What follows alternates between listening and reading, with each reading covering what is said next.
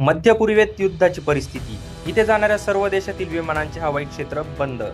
हजारो भारतीय परदेशात अडकलेले आणि त्या भीषण अनिश्चिततेत महाराष्ट्रातील 164 नागरिक दुबई आणि UAE मध्ये अडकलेले. पण अशा कठीण काळात एक निर्णय घेतला गेला, एक शब्द दिला गेला आणि तो शब्द पाळण्यासाठी तातडीने 2 विशेष विमाने उभी राहिली. नेमकं काय घडलं, कोण आहेत हे 164 प्रवासी आणि कशा प्रकारे त्यांना सुखरूप मायदेशी आणलं जात आहे, चला सविस्तर जाणून घेऊया.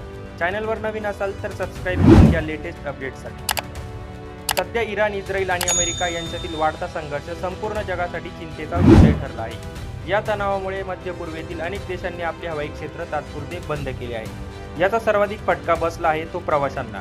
हजारो भारतीय नागरिक UAE सह विविध देशात अडकलेले आहेत. यात महाराष्ट्रातील विद्यार्थी, कामगार, व्यावसायिक यांचा मोठा समावेश होता. UAE मध्ये अडकलेले मराठी नागरिक, संयुक्त अरब अमिराती म्हणजेच UAE मध्ये महाराष्ट्रातील 164 नागरिक अडकले होते. दुबईसह विविध भागांमध्ये ते थांबले होते. यामध्ये विशेषतः पुण्यातील Indira school of business studies या संस्थेचे 64 विद्यार्थी होते.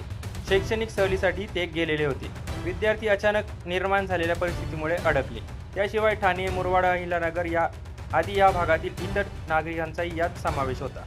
उपमुख्यमंत्री एकनाथ शिंदे यांनी तातडीचे पावले उचलली. या संकटाची माहिती मिळताच महाराष्ट्राचे उपमुख्यमंत्री एकनाथ शिंदे यांनी तातडीच्या हालचाली सुरू केल्या.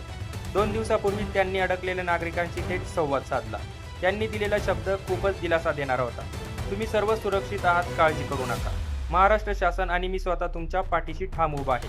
हा केवळ शब्द नव्हता, तर त्यामागे कृतीची हमी होती. भारतीय नागरिकांना दिलासा दिल्यानंतर विशेष 2 विमानांची व्यवस्था करण्यात आली. त्यांना सुखरूप महाराष्ट्रात आणण्यासाठी स्टार एअर या विमान कंपनीची 2 विशेष विमाने सज्ज करण्यात आली आहेत. ही विमाने दुबईतील फुजायरा एअरपोर्ट येथून उड्डाण घेणार आहे. हे 2 विमाने असतील जे उड्डाण घेणार आहे 3 मार्चला. VTGSO संध्याकाळी 3:30 वाजता टेक ऑफ करेल आणि VTGSH संध्याकाळी 4:30 वाजता टेक ऑफ करणार आहे. या 2 विमानांतून प्रवासी संध्याकाळी 5:30 ते 7 या वेळेत मुंबई विमानतळावर येथे दाखल होणार आहे. विद्यार्थ्यांच्या पालकांसाठी हा काळ अत्यंत तणावाचा होता.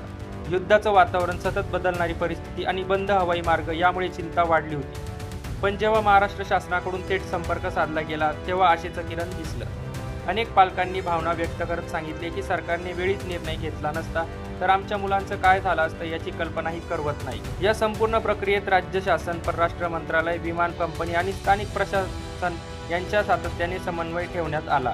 प्रवाशांची सुरक्षितता, प्रवासाची परवानगी, हवाई मार्गाचे नियोजन, विमानतळावरील व्यवस्था या सर्व गोष्टींची काटेकोरपणे काळजी घेण्यात आली. ही घटना केवळ 164 लोकांना परत आणण्याची नाही, ही आहे दिलेल्या शब्दाला जागण्याची. संकटाच्या काळात नेतृत्व कसं असावं, निर्णय क्षमता कशी असावी आणि नागरिकांसाठी तत्परता किती महत्त्वाची असते याचं उत्तम उदाहरण या घटनेतून दिसून येत आहे. पुढील तयारी आणि जबाबदारी. मध्य पूर्वेतील परिस्थिती अजूनही पूर्णपणे स्थिर झालेली नाही. त्यामुळे शासनाकडून सतर्कता बाळगली जात आहे. परदेशात असलेल्या महाराष्ट्रातील नागरिकांनी अधिकृत मार्गदर्शनानुसार हालचाल करावी असा सल्ला देण्यात आला आहे. आज संध्याकाळी जेव्हा ही 2 विमाने मुंबईत उतरतील तेव्हा केवळ 164 प्रवासी परत येणार नाही, तर त्यांच्या कुटुंबातील चेहऱ्यावरचं हास्य, दिलासा आणि समाधानही सोबत येईल. संकट येतात, परिस्थिती बदलते, पण योग्य वेळी घेतलेला निर्णय आणि दिलेला शब्द पाळण्याची ताकदच नेतृत्वाची खरी ओळख असते. जर तुम्हाला अशा महत्त्वाच्या घडामोडींच्या अपडेट्स हव्या असतील तर पुढे व्हिडिओला लाईक करा आणि चॅनलला सबस्क्राईब करून ठेवा.